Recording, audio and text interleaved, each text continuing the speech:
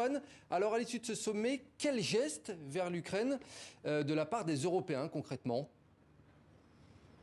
Eh bien, les 27 ont douché les espoirs de Kiev d'adhérer rapidement à l'Union européenne, alors même que Volodymyr Zelensky avait appelé entre-temps les Européens à faire plus. Les 27 ici ont rappelé qu'il n'existait pas de procédure d'adhésion exceptionnelle, de procédure d'adhésion d'urgence, même s'ils ont rappelé que l'Ukraine faisait bien partie de la famille européenne et qu'ils envisageaient de plus amples partenariats à l'avenir. Non, la véritable bonne nouvelle pour Kiev ici est venue de ces 500 millions d'euros de plus posés sur la table par les Européens en matière de livraison d'armes à l'Ukraine, ce qui porte le budget total des Européens dans ce domaine à 1 milliard d'euros. Si les Européens rappellent qu'ils ne font pas la guerre à la Russie, eh bien leur soutien à l'Ukraine, selon eux, vient des sanctions passées et futures. Écoutez d'ailleurs à ce propos le président français Emmanuel Macron.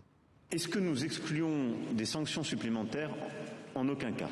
Et je peux vous dire ici, j'ai la certitude, si les choses continuaient sur le plan militaire, dans la droite ligne de ce que vous venez de décrire, que nous prendrons des sanctions nouvelles, y compris des sanctions massives.